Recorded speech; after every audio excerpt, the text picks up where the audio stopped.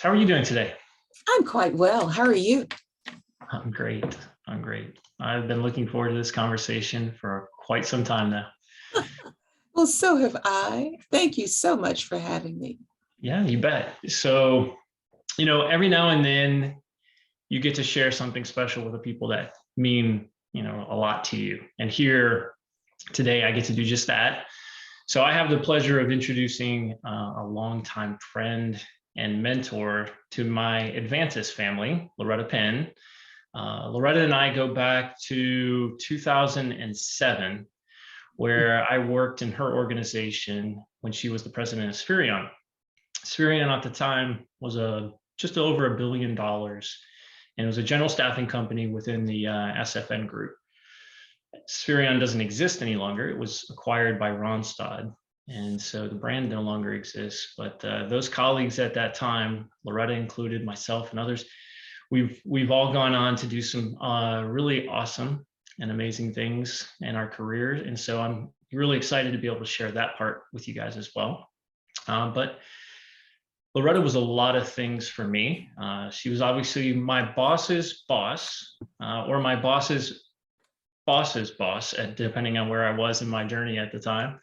She was also an executive sponsor on my national accounts. And this meant that I had the opportunity to engage with her on client strategy and accompany her on client meetings with executives for our different strategic clients.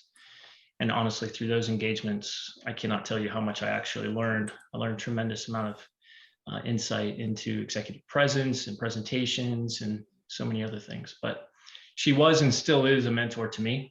She's provided insight to me on how to navigate my career at critical steps along the way.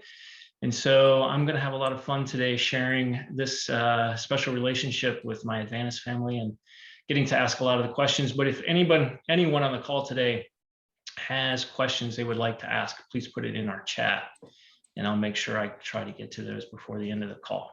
So, Loretta. Yes.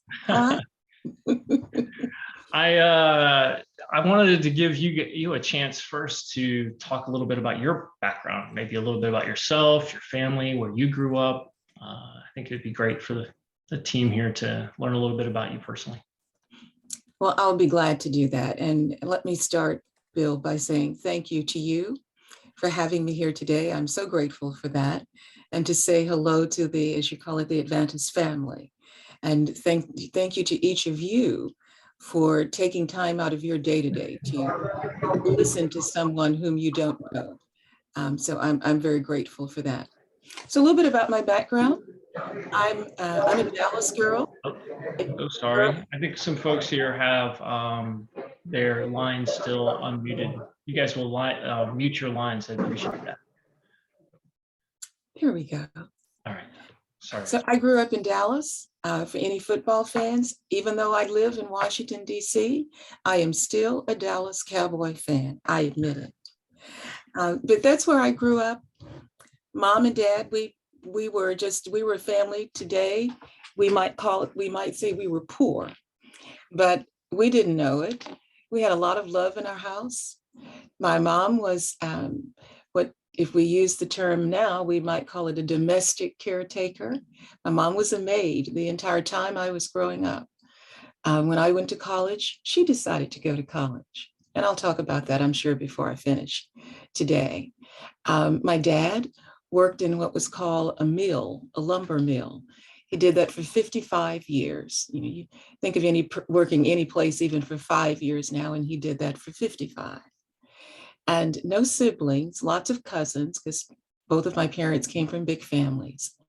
But we were a family about a lot of love, a lot of opportunity to really do things together as a family unit and to appreciate what we had. Again, with a lot of cousins, I felt like I had a lot of brothers and sisters, if you will, and to this day, I still do. Today, I'm married. My husband is retired military, and I have 3 children by marriage and 2 amazing grandsons, one who's 26, one who's 29. They are truly the apple of my eye. I know what that means now that I have grandchildren. Yeah. So that's a little bit about me. And I'll tell you more as we go on, I'm sure.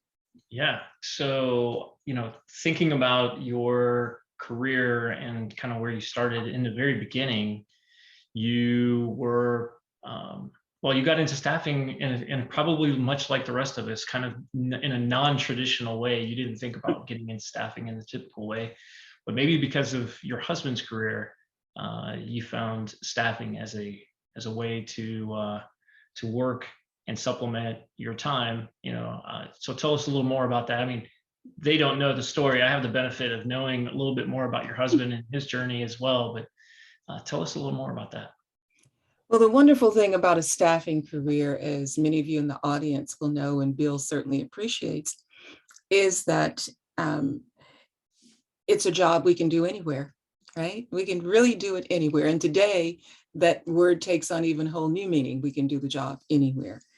And so with my husband being in the military, it gave us a wonderful opportunity that whenever he moved somewhere, I was able to go and to continue my career. And that's not always the case for a military wife. And I say a wife because even up until now, it's typically the wife who is going to do the sacrifice of the career. And luckily, I did not have to do that. And so how did I get into it? Well, at the time, I was working for IBM. And I had planned, and I was in Southern California, and I had planned to stay with IBM until retirement, 25 years, get the gold watch, go to have my big luncheon and sail into the sunset. And that was in my 10th year with the company. And at that time, IBM had what was called their high potential performer program. And that's where they slated individuals throughout all the divisions across the company who had the potential to either be the president of a division or to be the CEO. And I was on that, lucky enough to be on that list. And so with that, you had very quick career progression and you had a chance to meet a lot of people. One of the gentlemen that I met when I was in my 10th year decided to leave IBM. And it caused quite a stir because he was very well known in the organization. I had worked on a few task force with him. And when he left, he called me and said he was going to do this thing called going into the temporary staffing business. Well, first of all, we didn't even know what that was. And because at that time, this was in the 80s. We had 4 big companies in staffing. You had Kelly, Manpower, Norrell, and Olston, names that, some have changed, some have merged, and all today. Then you had regional companies, but the majority of the companies were companies that we called them mom and pops then, but they had 2, 3, or 4 offices. We were one, and he went to work for one of those regional companies. And so he said, I'm going to call you because I think you might like this industry. And I said to him, I have no desire to ever leave IBM. Over the course of a year, he and the gentleman who owned the company where he went to work came to California on business. And each time I would have dinner with them. The third time they came, the owner of the company asked me to come back to DC, which was headquarters, and to see his company. I said to him, I'm not leaving IBM. I'm going to stay here. I like this. This company has been awesome to me. I absolutely love it. And he said, fine. He said, here's the worst thing that will happen. You'll come back to Washington, DC for 3 days. You'll get to see the nation's capital. You'll have a lovely time. You'll see my company, and it'll all be on my dime. You have nothing to lose. My husband and I talked about it. We said, okay. I came back to DC, and after 3 days, and he was leaving to go, this gentleman, on a cruise to Greece for 3 weeks. And he said, let's talk when I get back.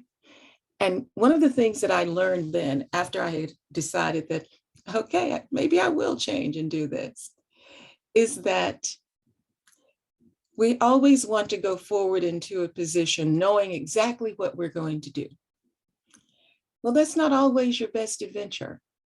And when he and I finished the conversation, he said, I want you to come to work here. I don't know what the job will be, but we'll figure it out together. He said, you'll be an officer in the company. We'll figure out what you're going to do.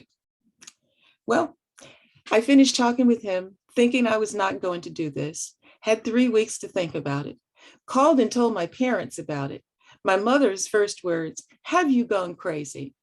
My dad said, "You know what? What's the worst thing that can happen? If it doesn't work out, you'll get another job."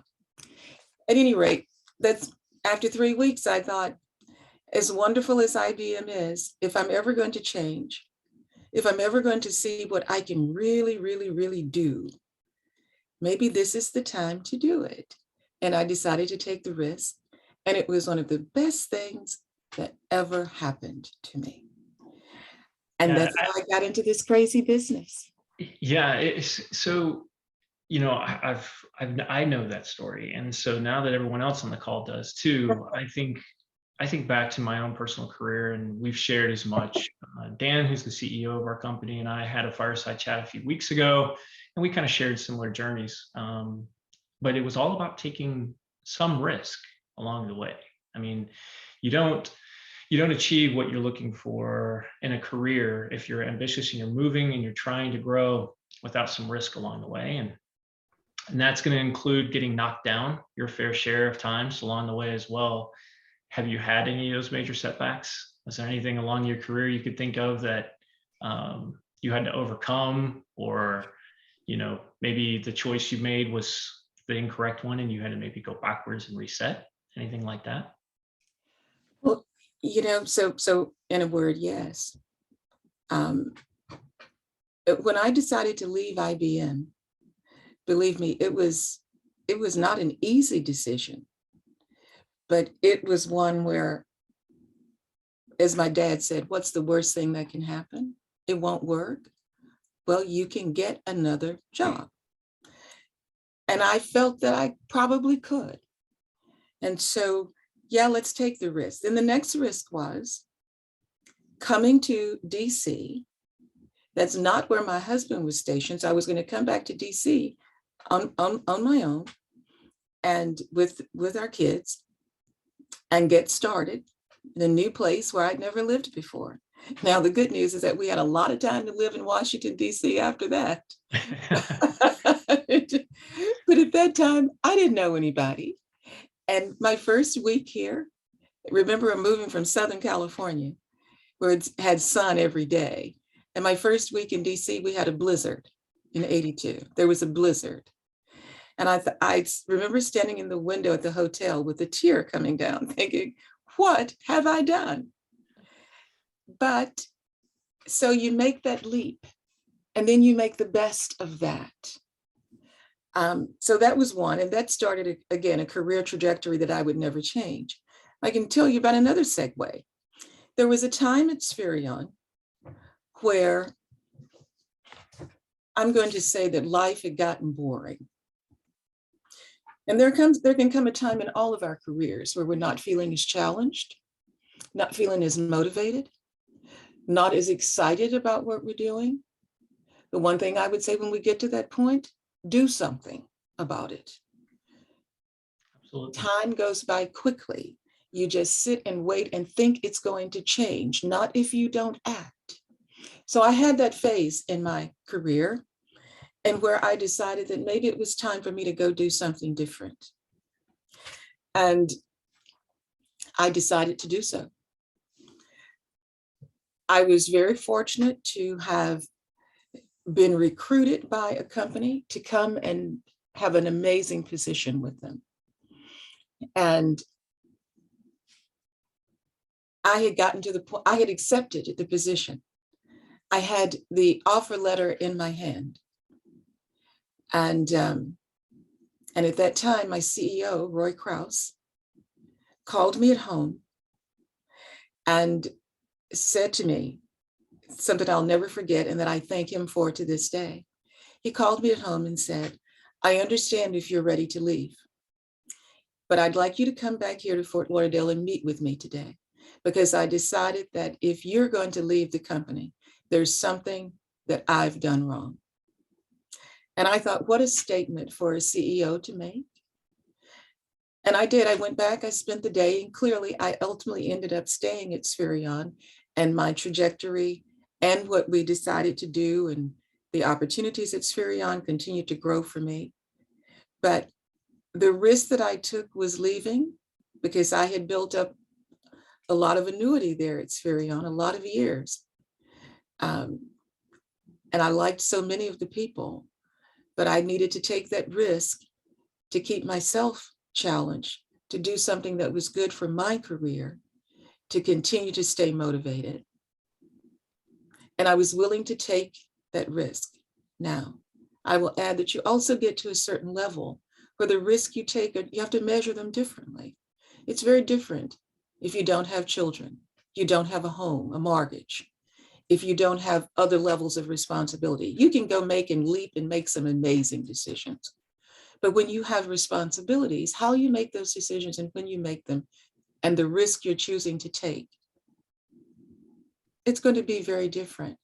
The one thing I'll leave you with, though, is that when you think about the amount of waking hours that you spend the majority of them at work, away from people you love and care about as family, and with individuals whom you care about strongly in your work and professional life.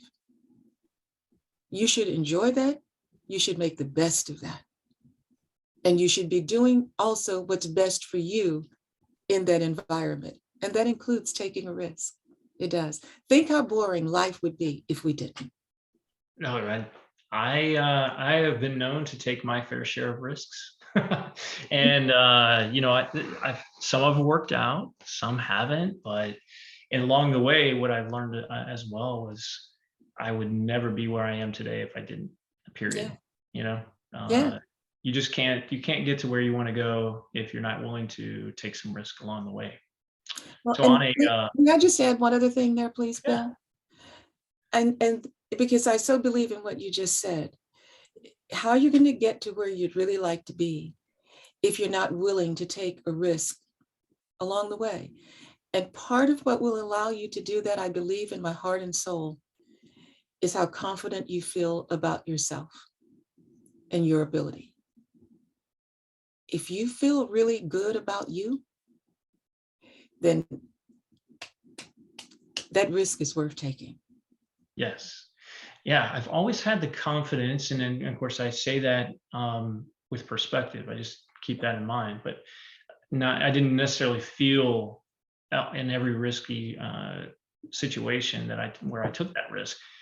I didn't necessarily feel it at the moment, especially early in my career. But as I progressed throughout my career, I had much more confidence in myself, and I gained that confidence through taking and betting on myself.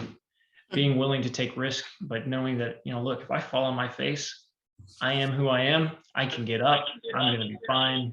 I'll figure it out. Oh, I see we have. Thank you, whoever that was. All right. So when we're talking about impact, I've been dying to ask this question. I shared with the group ahead of time, you were definitely one of the big impacts in my career, both as a friend and as a mentor and as a leader. Who were yours? Who were the people that influenced you the most? My very first I can think of three, really.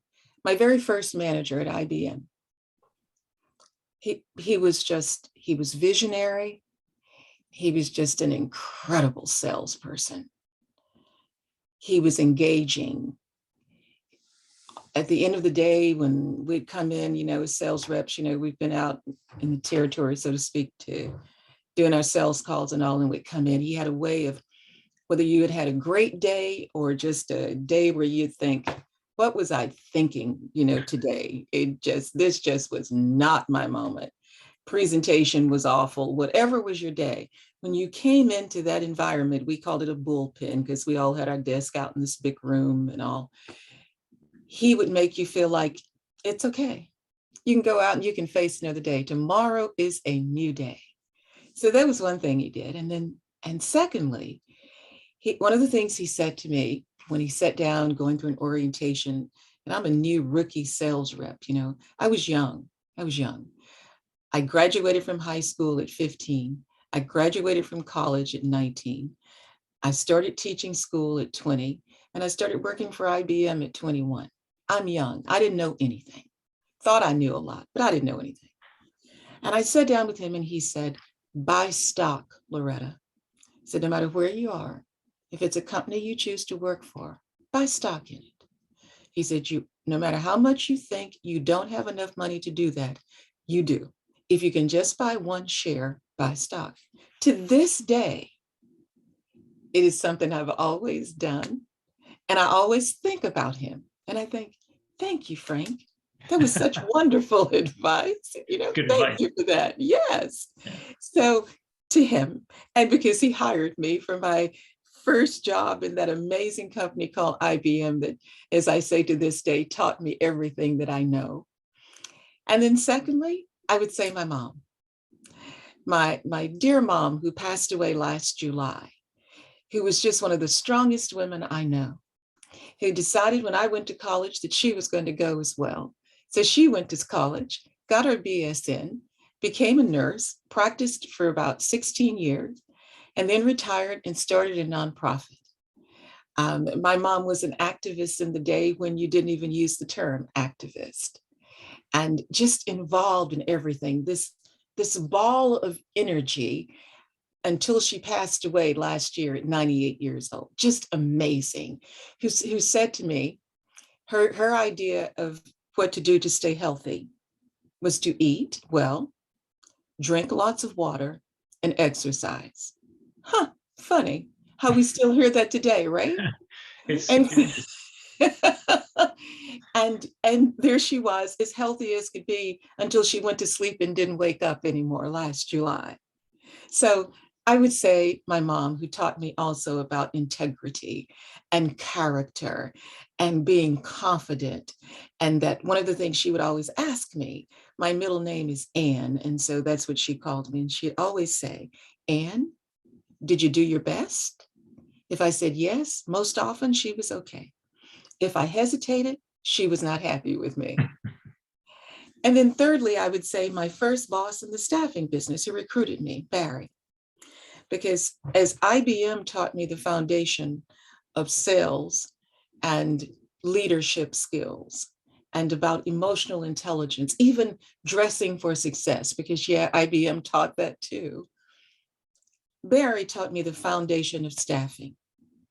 Because even though I came in as an officer in the company, I had to work a desk, I had to make sales calls, I had to do client presentations. He said, because if you don't know this business from the desk, you don't know this business. And I am so thankful for that, for all of my staffing and recruiting career. He taught me the foundation of what a great recruiter does, a great salesperson does, a great manager in this industry does.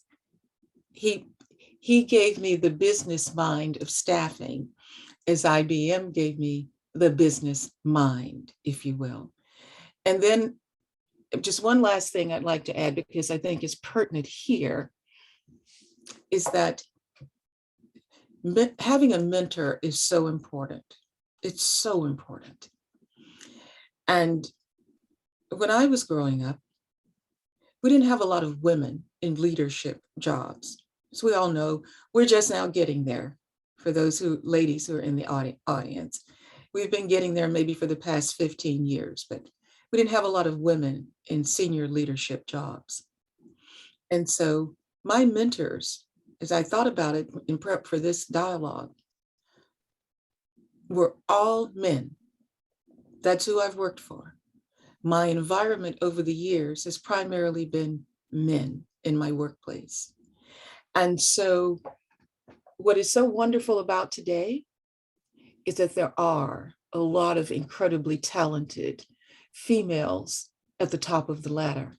So our scope is broadened in terms of mentors. And while I didn't give it that name then, for these, again, all these different incredible, talented men who were in my life as leaders, that's what some of them became for me. Wonderful, wonderful mentors, many of whom to this day I am still in touch with.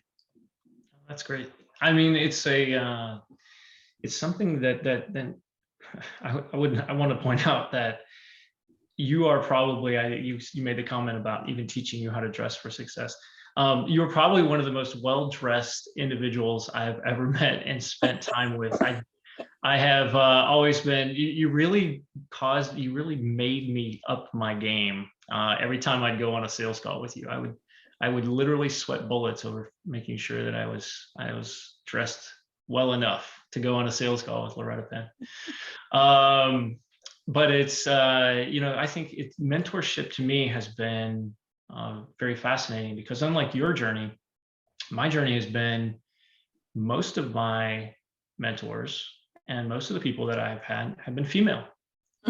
Most of the leaders I've been with over the years have been female leaders in the world of staffing. So I've had a chance to learn just as much from the female population as I have the male population, which is fantastic. I feel like my career has benefited from the diversity of leadership on both sides.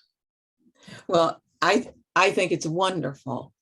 Again, as I think about the last, I'll say 15 years, it's where we've begun to see women in the C-suite. And yeah, that number is still small. It's less than 15% of women in the C-suite in Fortune 100 companies. So yeah, that number is way too small, but we're working on it. Yeah. And the numbers on the board seats are increasing, which is wonderful. We hovered around 14 to 15% females on corporate boards. Now that's in the 20s. Still a small number, but we're moving the needle up, if you will. And the beauty is that it's sometimes I think it's sad, but it's also true that many times for someone to look at things as being viable, we need to be able to have a metric behind it, and a metric that can turn it into dollars. And we hadn't always measured the impact of a diverse workforce, diverse not just being ethnicity, but also gender. But now there's so much data behind that. You can pull any poll from, whether you're pulling from Deloitte, whether you're pulling from PwC, whether you're pulling from McKinsey. There's statistics showing the wonderful, wonderful opportunity and gains in profitability that you get from having a cross-section of minds at the table. And that includes incredibly bright and talented mix of female and men sitting around the conference table. Yeah, no, I agree with that 100%. I think we are absolutely, and Advantis, I think, I look around with all the colleagues that are in the company, and I see an incredible amount of diversity, and so many talented people within the organization that come from all walks of life. So we're incredibly blessed here to have so much talent on our team, so many different talent pools, if you will. Excellent. So when you think back through your career in particular, where, maybe in your staffing career in particular, what were some of the biggest challenges you had to overcome? I guess, you could draw on it from your experiences as a female leader in a relatively new area, or just as a manager overall. I mean, what did you face? What did you have to overcome? Well, I talked earlier about, I was always, because one was my age. I was the youngest. I would be so often the youngest person in the room. And so I wouldn't bring as much experience as other people in the room. And, you have, life is all about choices. So my choice was to either be very intimidated by that, or to try to garner as much knowledge as I could. I may not have the experience, but to garner as much knowledge as I could about the subject matter. So for a few years, until I gained experience, so let's say in my 30s, because I think it takes perhaps that much to really get experience in doing something and being very, very comfortable. I would say that was one. Secondly, and this may sound very slight, but it's true, what was my height and weight. I'm barely 5 feet tall. I try to stretch it and say I'm 5.5, but I'm barely, as you know, Bill, barely 5 feet tall. So yeah, I love the day when they had made 3-inch and 4-inch heels. And I've always been petite. And so once again, I could have been, so I go in the room. And as I said, I'm in a room that's primarily male, and they're 6 feet tall, and there I am. And so it's not just fighting for position, but it's feeling that position of being equal, if you will. And then I had that third element, let's be real, I had color. Because if you haven't noticed, I am an African-American woman. And so I'm now sitting in that room with feeling an obligation to, I must earn the right. Not because I felt diminished, but because I didn't grow up in that world. Mm-hmm. So I had to learn how to assimilate in that world.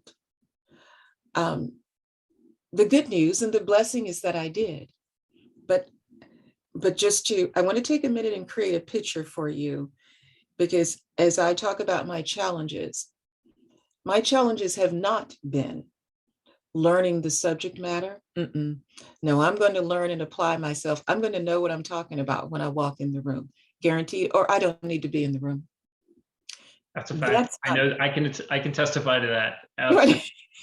You know what you're talking about every time. That's not the challenge. But the challenge is, I grew up in an all-Black neighborhood. I went to an all-Black school. I went to an all-Black church. All of my activities were with other Black children. And then when I went to college, I went to an all-white college for all sense and purpose. Maybe in this huge college, there were maybe 6 people who looked like me. And when I went to college, there were 3 things that I couldn't do in the university that I went to. I couldn't live in the dorm. I couldn't go into the student union, which is, in that day, that's what we called it. And that's the one big place on campus where people gathered. And I couldn't eat in the cafeteria because Black people were not allowed. And so I did that for 2 years until finally I just could not do that anymore. Transferred to a different university and graduated. But that was my world. And so then all of a sudden I teach school for a year. That was fine. Then I go to work for IBM, where once again, only a handful of people looked like me. So my first 10 or 15 years, my biggest challenge was figuring out where I fit, figuring out who I was in this new world that I was living in, figuring out knowing that unlike maybe what I had thought, there was not a place for me. There were many places for me to pick from. And how did I select those? It was almost like, who am I now in this different chapter of my life, in different area of the world that I am living in? So my challenge was figuring that out. Now, here's the irony of that. And that is that as I figured that out over the years, for example, the school that I went to, where I couldn't stay in the dorm, I couldn't go in the student union, and I couldn't eat in the cafeteria. Exactly 42 years later, that same school asked me to be on the board in the School of Engineering, and I served there for 2 years, helping them set up their STEM program. I call that irony. I call that, it just brought a smile to my face. But that was my biggest challenge. Now, the good news, I finally figured it out, where I felt I fit, what my role was, what my purpose was, if you will, and where I belonged. Well, thank you for sharing all of that. That's the perspective that I think a lot of people on the call today clearly don't have. It's even the thought that you mentally would walk into a room and be surrounded by mostly men that are 6 foot, for example. I remember when you would show up in the executive board meetings, and I had the incredible opportunity when I was at Spherion to be one of 2 colleagues in the entire company that got to serve on the executive council and be quiet, be a fly on the wall, right? And just listen and watch. But I assure everyone on the call, when Loretta walked in, doesn't matter if she was wearing heels at 5'3" and she was 5 foot, it felt like a 6 foot giant just walked through the door. That was a fact. But, I watched your incredible executive presence in those meetings, your response to the dialogue that was happening in that room, and listening to, just that comment that you made earlier about having expertise and being well read and understanding your, what you were going to say, you could come from a perspective of fact. That gave you such power in those meetings, because you didn't have to fake it until you made it. You were it every step of the way. But did you have that confidence when you were in the room? Because of it came across that way. How did you collect yourself? How did you create that persona? Because I think that's important for all of the people on the call, is that sometimes we feel like we don't deserve, or we don't feel like we've earned it, and we don't necessarily have the credentials to speak up, or maybe we just don't have the experience, as you said, to offer our insights. So ultimately, how did you do it? I mean, what would share that part of it as well? Absolutely. 51%, in my opinion, my humble opinion, is knowing your subject. Because I just personally don't know how you can walk in a room with a level of confidence and not know what you're talking about. And when you have prepared. We all know that. When you're somewhat ready. When you're kind of prepared. And when you're ready to hit the ball out of the park. You know that. Mm-hmm. So once again, you have a choice. If you choose to walk in half ready, then you just might half deliver. And when you half deliver, everybody knows that. If you walk in confident, you've got that 51%, everything else, I promise you, everything else that happens in that room, you'll be able to handle it. You may not feel good about it when you walk out of the room, but you will be determined to do something about it, because you'll know that the reason it didn't go the way you wanted it to was not because you didn't know your stuff. So that's one. 51%, that gives me the confidence to walk in the room. Now, there really is a part 2 to this. What gives you the confidence to feel that you should be able to sit at the table? That's that remaining 49%. So 51% gets you in. Now, do you have the 49% to sit at the table? Well, part of that, of feeling comfortable with that, I think one starts with the relationships that you build anywhere you work. So when you're sitting around the table with a group of individuals, so much of their ability to listen to you is going to be about the relationship that you have with them. Relationships help us to garner respect. And so when individuals are sitting at the table and they respect your knowledge, let's go back to that 51%. They also have a degree of respect for you and trust. Then they're going to listen to you. And then thirdly is that with knowledge comes, you must have something to say. So when you're going to walk into that room, make sure you're ready to contribute something that has value. And by that, I mean, it's not just your opinion, because we all have those, but that you're going to deliver a message and you're going to deliver something that has value. So when you can walk into the room and you have that 51% of knowledge, you have individuals around the table with whom you've attempted to build a relationship. You've done all the right things to gain trust. And you know that you have something to contribute to the conversation that's going to bring value to the organization, however you equate that, whether that's to the bottom line, whether that's to an expense structure, whether it's to talent development, wherever it is, you know you have something that's going to add value, then you have earned the right to have a seat at the table. If the conversation and doesn't go the way you'd like it to, if you aren't able to get out all the points that you'd like, if you feel that you weren't heard, the first place you should look is in the mirror. I think, well, no wiser words spoken on that. There's something though about, having confidence and preparation that you taught me early on in my career because of our time with as an executive sponsor and going out. You would drill me going into those meetings to make sure that you understood the data. But what I recognized in that preparation with you, and by the way, you were by far the most thorough executive sponsor I had. It wasn't even close. Not Brendan, not Bill Grubbs, not Rebecca or Linda. It was you. Is that preparation is king. I mean, you literally have a chance to understand every aspect of what you're going to encounter and how to prepare that data in a meaningful way.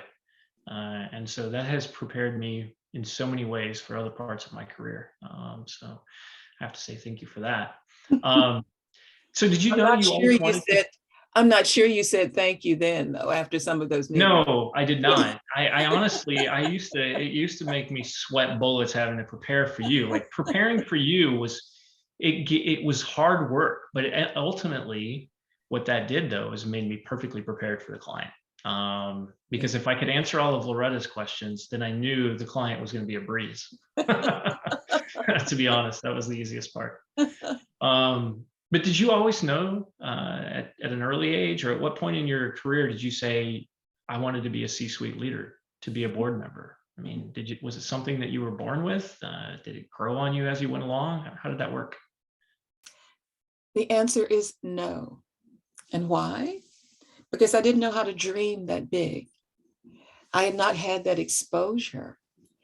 And when I was growing up, it was at a time where women who went to college were most likely going to come out and be a housewife.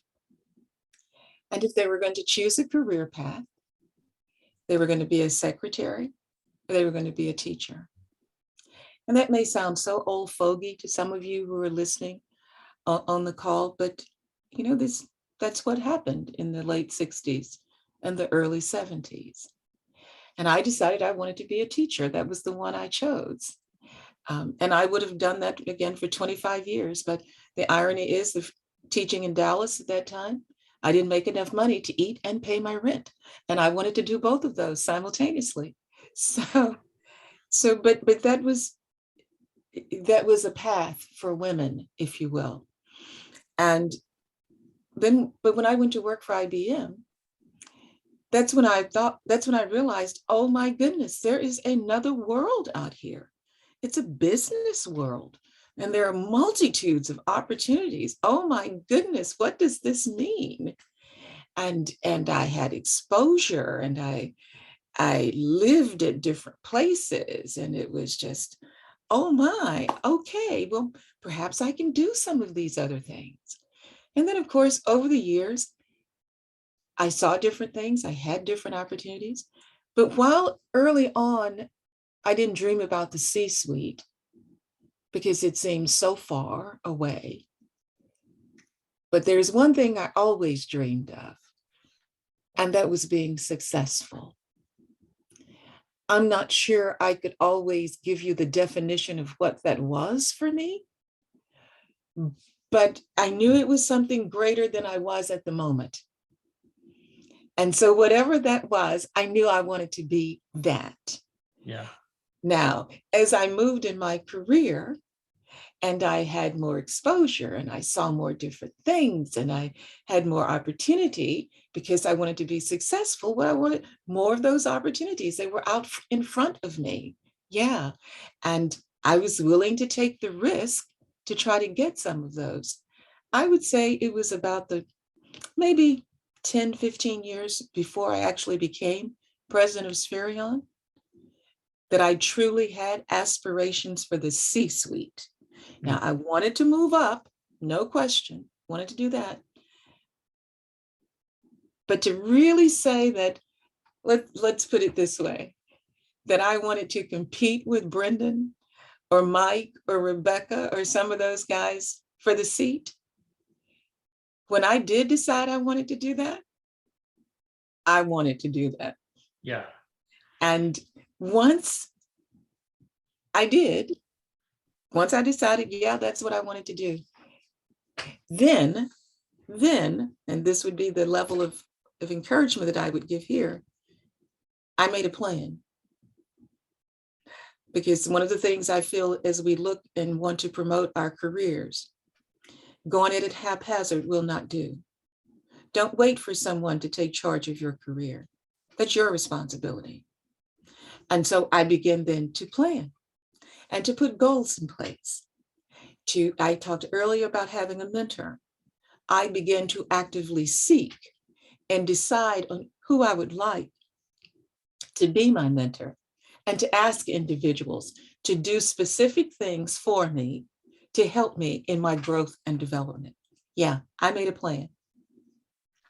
So that's good advice for anyone on the line. But if you could go back, I suppose, and give advice to your younger self, professional advice, personal advice, whatever it would have been, what would you have done?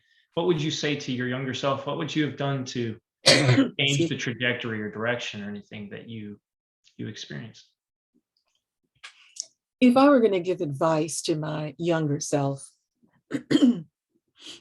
I would say define work-life balance early.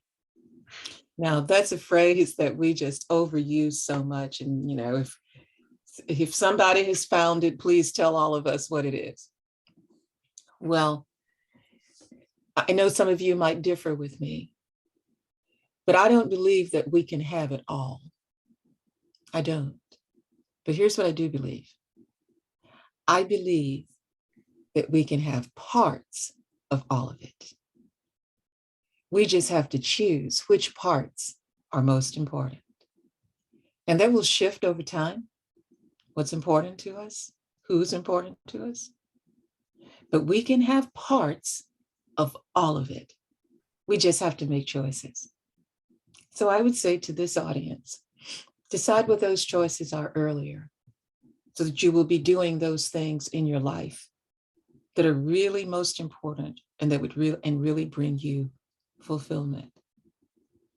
Secondly, take control of your career today, right now. If you haven't done it, start today. And what I mean by that, don't wait for someone to tell you you're due a merit increase. Don't wait for someone to tell you it's time to be promoted.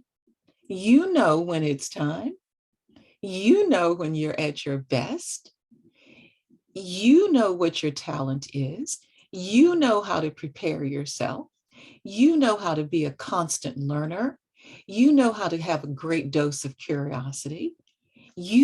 Take control of your career. Plan where you want to be. Where do you want to go? How do you want your career trajectory to look? What do you want to learn? Who do you want to surround yourself with? Who's going to keep you challenged, keep you motivated, help you be excited about what you're doing? That's the second thing I would advise. Number 3, have fun.